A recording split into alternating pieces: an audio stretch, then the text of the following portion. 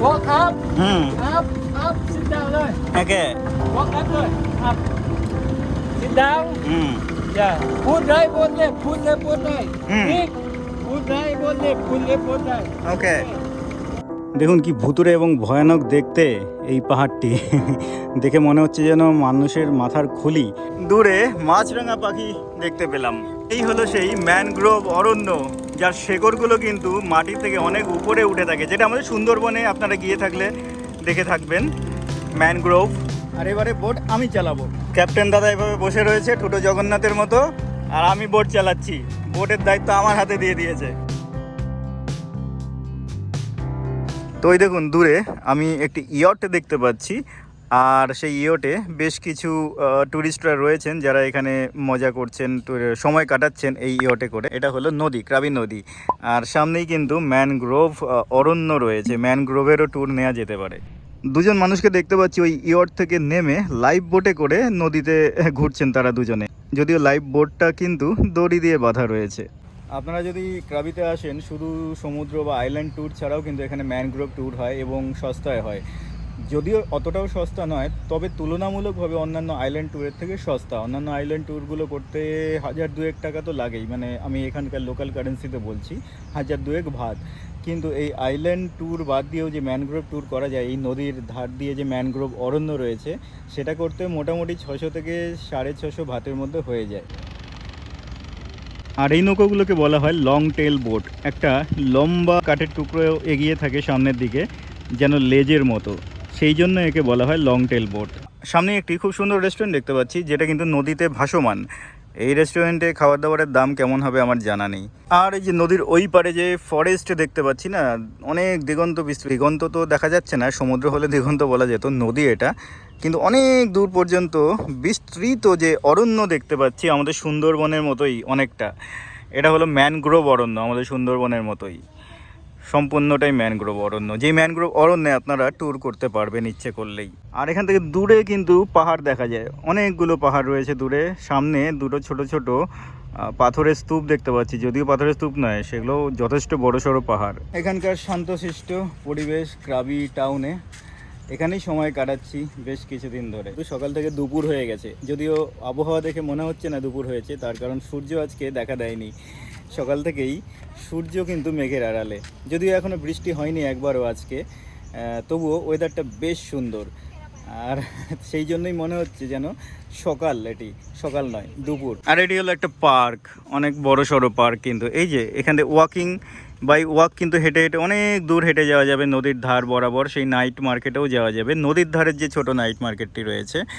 আর চাইলে পরেই এই রেস্টুরেন্টে, ফ্লোটিং রেস্টুরেন্টে খাওয়া দাওয়া করা যেতেই পারে। আর এটা একটা ছোট্ট পার্ক, এখানে বাচ্চারা এসে খেলাধুলো করছে দেখতে পেলাম। আর একজন ভদ্রলোককে দেখছি এখানে শুয়ে রয়েছে। এই পার্কের সামনে এসে আমি অনেকটা সময় কাটাচ্ছিলাম, আমার কাজকর্ম করছিলাম, এডিটিং করছিলাম, লেখালেখি করছিলাম। আজকে সকাল থেকে আমি কোথাও বেরোইনি, এখানে এসেই অনেকটা সময় কাটিয়ে দিলাম। আর নদীর ধারে এখানে একটা খুব সুন্দর স্ট্রাকচার বানানো আছে, অনেক মাছের ছবি দেখতে পাচ্ছি। অবজারভেশনের জন্য এখানে দূরবীন রয়েছে, আমি দূরবীনে গিয়ে এখন দেখবো দূরের দৃশ্যগুলো। Hello, what's your name? Aslan. Yes. How old are you? 9 years old. You're 9 years old. Yes. Which standard you study? Yes. Which standard?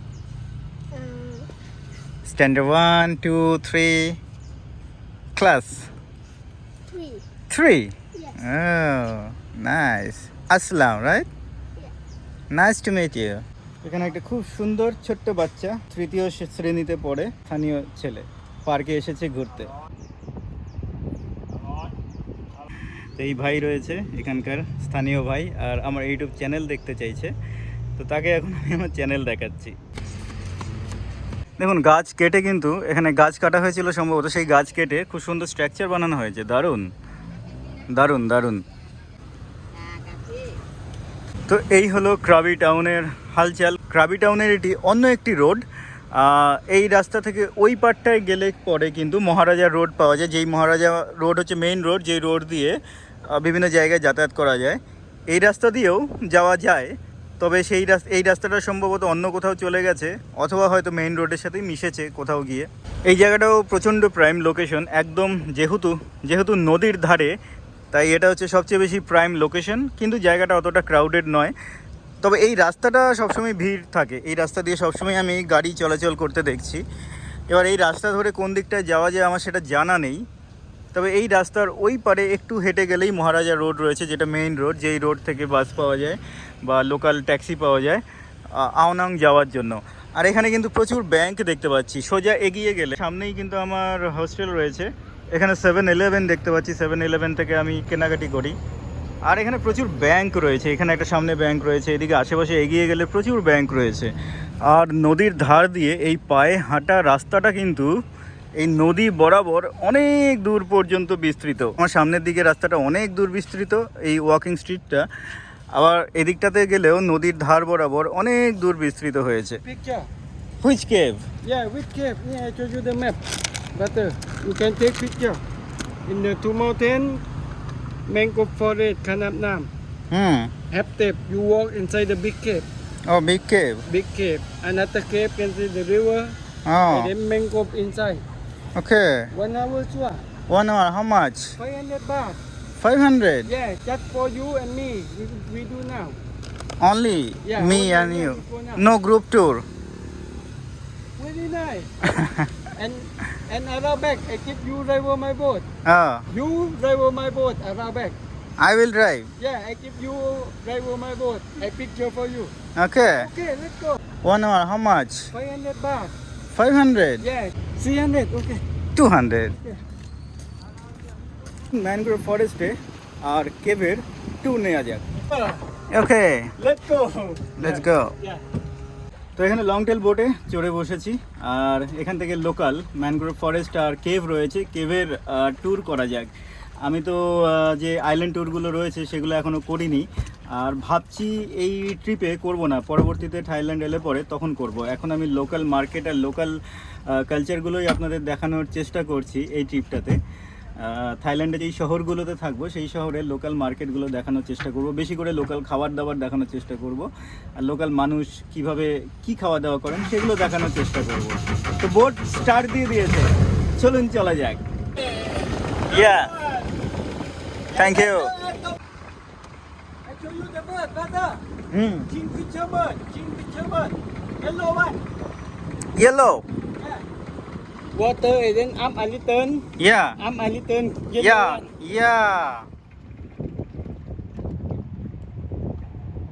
The bird. You can see now. Yes. Kingfisher bird.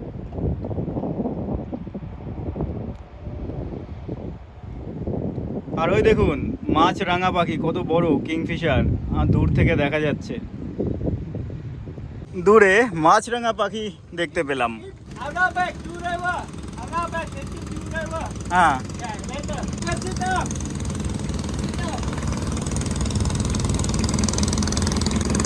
আর দেখুন এই হলো সেই mangrove অরণ্য, যার শেকড়গুলো কিন্তু মাটি থেকে অনেক উপরে উঠে থাকে, যেটা আমাদের সুন্দরবনে আপনারা গিয়ে থাকলে দেখে থাকবেন ম্যানগ্রোভ।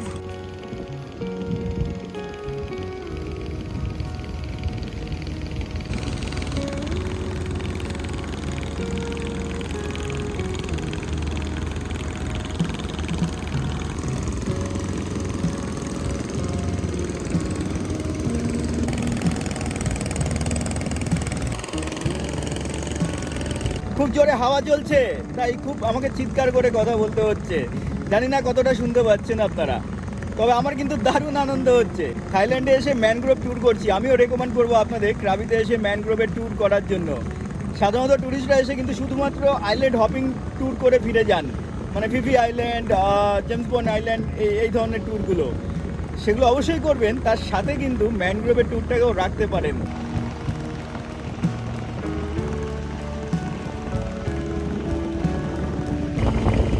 এই দুটো বড় বড় পাহাড় যেটা দূর থেকে দেখতে পাচ্ছিলাম, পাহাড়ের কাছে চলে এসেছি, আর পাহাড়ের মধ্যেই রয়েছে গুহা, cave. Yeah, I have got two cave. Big Okay. cave and then you walk more another cave. Okay. River. Okay, Okay. হুম।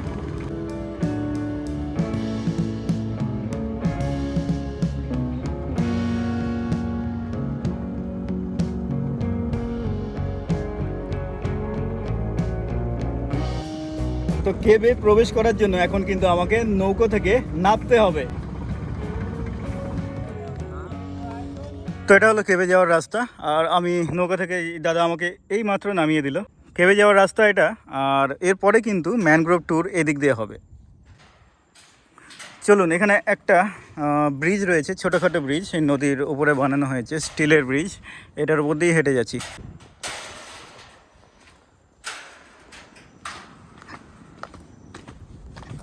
পুরোটাই পাহাড়ি এরিয়া, যদিও বেশি বড় পাহাড় নয়, ছোটোখাটো পাহাড়।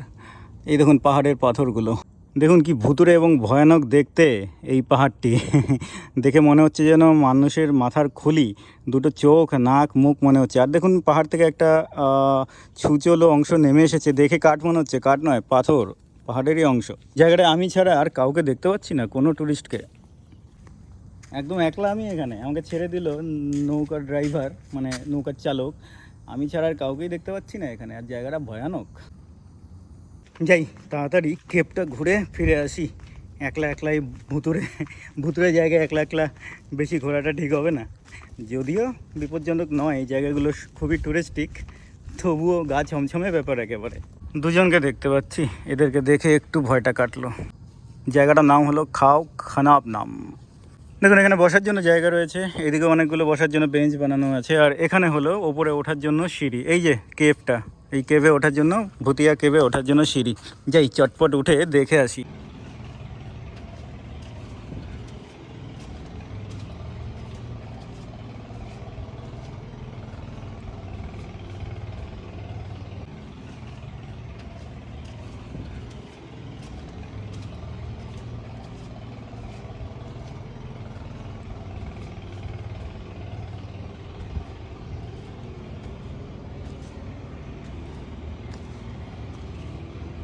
আর দেখুন কেভটা ভেতর থেকে বাইরের দিকটা কেমন দেখায়। আমি কেভের ভেতরে রয়েছি, আর এখান থেকে বাইরের দিকটা এরকম দেখতে, আর ভেতরটা কিছুটা এরকম দেখতে। ভেতরটা অন্ধকার আমি দেখাতে পারছি না, কিন্তু একদমই মানে জনশূন্য, ভয়ানক জায়গা। চলুন কেভ থেকে বেরিয়ে যাওয়া যাক। আমি ভেতরে খুবই ভয় লাগছিল আমার, এই নির্জন অন্ধকার গুহার ভেতরে খুবই ভয় লাগছিল। আমি একাই ছিলাম, আমার এই ধরনের জায়গাগুলোকে খুবই ভয় লাগে, ক্লস্ট্রোফোবিয়া বলে একে। লখনৌ যখন গিয়েছিলাম না, ভুলভুলাইয়ের ভেতরে আমি ঢুকতে পারিনি, মানে প্রবেশ করার মুখ থেকেই আমি ফিরে আসতে বাধ্য হয়েছিলাম। এখানে বেশিক্ষণ সময় কাটিয়ে কাজ নেই। কেবে ঢোকার মুখ তো ওটা, ওদিক থেকে এলাম, এবার এদিকটাতেও হাঁটার পথ দেখতে পাচ্ছি। আগে গিয়ে দেখা যাক কী আছে, যদি তেমন কিছু না থাকে ফিরে আসবো, এতে আবার এমন কি ব্যাপার। এখন গুহা থেকে বেরিয়ে এসেছি, তাই আর চিন্তার বিষয় নেই। গুহার ভেতরে খুব ভয় লাগছিল, এখন তো খোলা জায়গায় রয়েছি, যদিও রয়েছে একটা আইল্যান্ডে, ছোট্ট island. Hello, is there anything to see? Yes. A little spot with the mangrove. Okay, thank you. এদিকে তো আবার ছোট্ট একটা গুহা দেখতে পাচ্ছি, ওই পাশে যাওয়ার রাস্তা আছে, দেখা যাক যাওয়া যায় কিনা।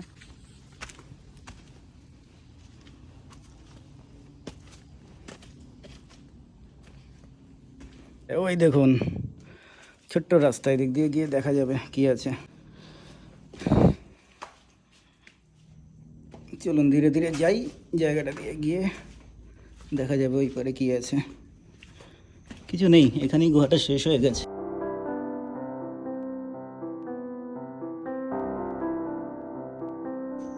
এখানেই গুহাটা শেষ, আর এখান থেকে দেখা যাচ্ছে এত সুন্দর ম্যানগ্রোভ অরণ্য। যদিও আগেও দেখা যাচ্ছিল, এই জায়গাটা থেকে খুব সুন্দর লাগছে।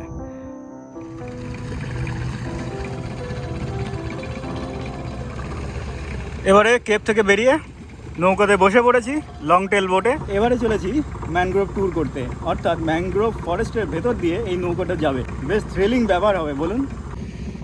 আমরা ধীরে ধীরে কিন্তু একদম ম্যানগ্রোভ ফরেস্টের ভেতরে, মানে সরু গলি, নদীর গলি, রাস্তার গলি নয়, সেখানে প্রবেশ করতে চলেছি। অলরেডি অনেকটা ঢুকে গেছি।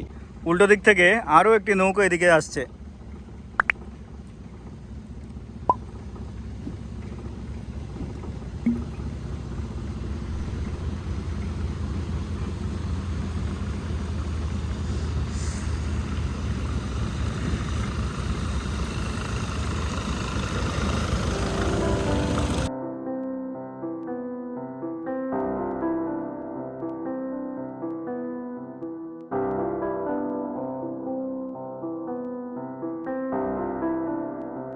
শিকড়গুলোকে দেখুন ম্যানগ্রোভের কিভাবে নদীর জলের থেকে উপরে উঠে যায়। এই ম্যানগ্রোভ বৃক্ষগুলো কিন্তু খুবই প্রয়োজনীয় জোয়ার এবং বন্যার হাত থেকে এই অঞ্চলগুলোকে রক্ষা করার জন্য। এই ম্যানগ্রোভ ফরেস্টের শিকড়গুলো কিন্তু অনেক স্ট্রং এবং মাটির থেকে অনেক উপরে, জলের থেকে অনেক উপরে থাকে এবং মাটিকে শক্ত করে ধরে রাখে।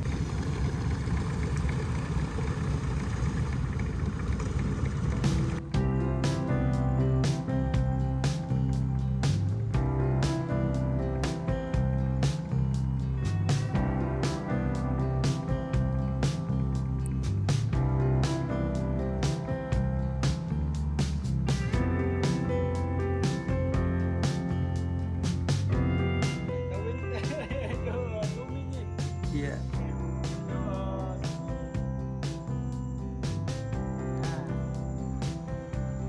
Okay, and captain. Number one. Yeah. And I give you driver later. Yeah. Yeah. In the big river, you driver my boat.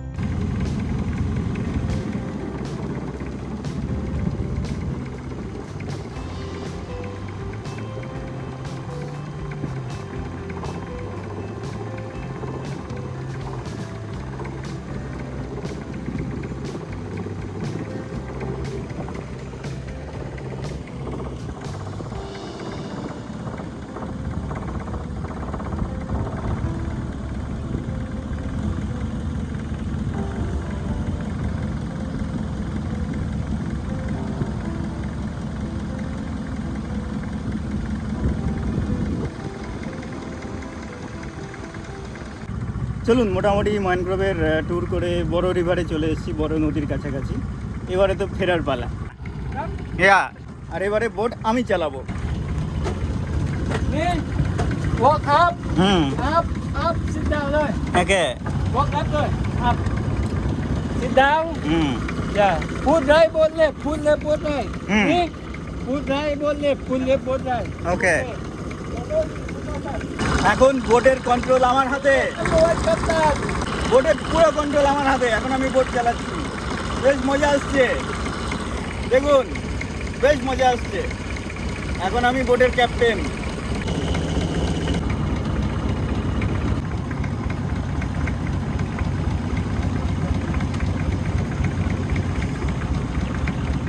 Boat চালানো শিখে গেছি, এখন থেকে আমি বোটও চালাতে পারবো।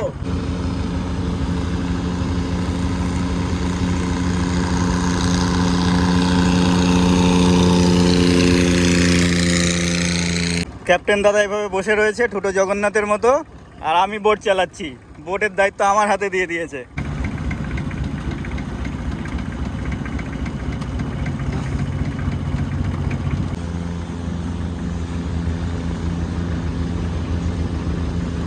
পার পর্যন্ত বোটটাকে আমি নিয়ে এলাম। Number one boatman in cabin. Number one boatman in cabin. এখন তো পারে নামার পালা। ছোটোখাটো ট্যুর ছিল, বেশিক্ষণের নয়, ভালোই কাটলো। Okay. Mumbai, Bengaluru. Bengaluru, Mumbai. খুব ভালো মানুষ, খুব ভালো মানুষ, খুব ভালো ঘুরিয়ে দিলেন। Okay. Thank you. Okay. Number one.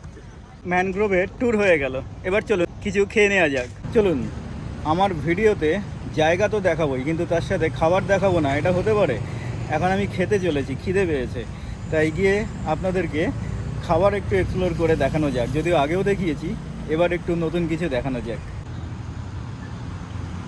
তো রিভার ফ্রন্ট অর্থাৎ নদীর ধারে আরও একটি জায়গায় চলে এসেছি, যেটি কিন্তু একদম এই রাস্তার ধারেই।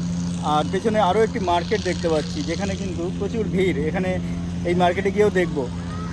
আর এই জায়গাটায় বেশ ফাঁকা একটা চত্বর, এখানকার স্থানীয় মানুষেরা এসে সময় কাটাচ্ছেন নদীর ধারে। জায়গাটা খুব সুন্দর, কিন্তু দেখুন জায়গাটা দেখে নিন কেমন দেখতে। ফাঁকা একটা জায়গা, ফাঁকা একটা চত্বর, এখানে স্থানীয়রা ঘুরে বেড়াচ্ছেন, খেলছে, বাচ্চারা খেলছে। বাচ্চাদেরকে নিয়ে এখানে ঘোরাতে নিয়ে আসা হয়। দেখুন বিক্ষিপ্তভাবে কিন্তু এখানকার ছেলেমেয়েরা বসে গল্প করছে, খাওয়া দাওয়া করছে। বেশ ভালো, সময় কাটানোর জন্য খুব ভালো জায়গা। পেরেন্টসরা তাদের বাচ্চাদেরকে নিয়ে এসে এখানে খাওয়া দাওয়া করছেন, পিকনিকের মতো। ওখানে খুব সুন্দর একটা চিল বা বাজ পাখির একটা মূর্তি দেখতে পাচ্ছি, আর ওদিকটায় একটা কাঁকড়ার মূর্তি।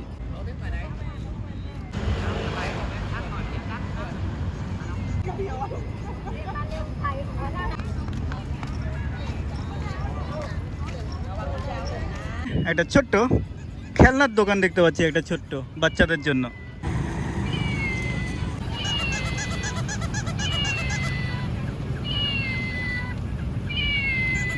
আর এখানকার লোকাল ট্রান্সপোর্টেশন আপনাদের দেখিয়ে দিই, যেটা আপনাদের আগে দেখানো হয়নি। সেটা হলো মোটর বাইকের সাথে কিন্তু এক্সট্রা এক্সটেনশন জুড়ে দিয়ে এখানে ছোটোখাটো লোকাল ট্রান্সপোর্টেশন বেশ বানানো হয়েছে রিক্সার মতো। এই থাইল্যান্ডে ক্রাবি শহরে দেখেছি, অন্যান্য শহরের খবর জানি না, ক্রাবি শহরে এগুলো চলতে খুব দেখেছি। আর একজন ম্যাডাম এখানে আইসক্রিম বিক্রি করছেন, যার আইসক্রিমের শপটি কিন্তু মোটরসাইকেলের সঙ্গে জোড়া রয়েছে।